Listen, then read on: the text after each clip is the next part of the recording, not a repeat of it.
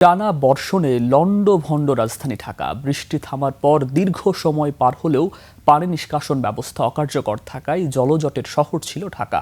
মধ্যরাতেও দেখা যায় Gulshan, link road ও নিকুঞ্জ সহ বেশ কিছু এলাকার রাস্তাঘাট ছিল পানির নিচে। ড্রোনগুলো ময়লার ভরাট থাকায় পানি নামছে না, ফলে চরম দুর্ভোগে পড়েছেন সাধারণ মানুষ। সিরাত আল মুস্তাকিমের report. Lily whip chia misty glowing body wash, secret to ultimate glow. ঘড়ির কাঁটায় তখন রাত 12টা পার। আকাশে বৃষ্টি নেই, অথচ রাজধানীর বিভিন্ন সড়ক ও এলাকা যেন এক একটি বহমান নদী। দিন গড়িয়ে রাত হলেও পানি নিষ্কাশনের কোনো লক্ষণ নেই, উল্টো জমা পানিতেই থমকে গেছে চাকার গতি। সবচেয়ে ভয়াবহ অবস্থা গুলশান লিংক রোডে।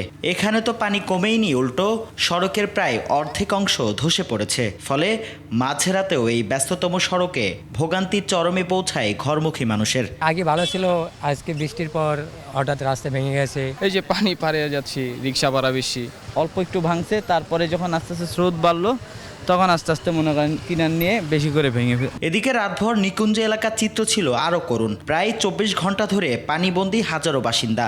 নোংরা ও দুর্গন্ধযুক্ত পানি মারিয়েই বাধ্য হয়ে চলাচল করতে হচ্ছে সাধারণ মানুষকে। সড়কগুলোতে পানি জমে থাকায় স্থবির হয়ে পড়েছে পুরো এলাকা। প্রতিদিন যে সেল হয় আজকে তার চাইতে 3 ভাগের 1 ভাগ সেল হয় নাই। আমার 9 জন স্টাফ, আমি এগুলির বেতন দিতে পারতেছি না। আজকে ভাত খাওয়ার ট্যাং হয় নাই ভাই, আপনি কি কম কষ্ট করতে, এত পানির জন্য এত দুর্ভোগ, এত কষ্ট মানুষের। এই ঢেউ খেলছি দোকানে আর বাইরে, ফ্রিজটি সব বন্ধ রাখছি। ভুক্তভোগীদের অভিযোগ, অপরিকল্পিত ড্রেনেজ ব্যবস্থা আর নালাগুলোর ময়লা বর্জ্য ভরাট হয়ে থাকার কারণেই এই স্থায়ী জলজট। বৃষ্টি থামলেও পানি সরার পথ বন্ধ হয়ে থাকায় তৈরি হচ্ছে কৃত্রিম বন্যা। পানি জমে থাকে, যে ড্রেন তো পরিষ্কার করে না, তাহলে সবাই যদি এগুলো রাস্তাঘাট যদি বদ্ধ করে বাড়িঘর করে, তাহলে পানিগুলো যাবে কোথায় বলেন? পানি আজকে লড়তে আছে না, অন্য সময় তো পানি চলে যায়। কালভারটা ওটা পরিষ্কার করা হয় না ঠিকঠাক মতো। বর্ষাকালের আগেই পানি নিষ্কাশনের নালাগুলো পরিষ্কার না করলে এবং দীর্ঘমেয়াদী পরিকল্পনা না নিলে সামান্য বৃষ্টিতেই বারবার ডুবে যাবে রাজধানী ঢাকা। সিরাত আল মুস্তাকিম, 21 টেলিভিশন, ঢাকা।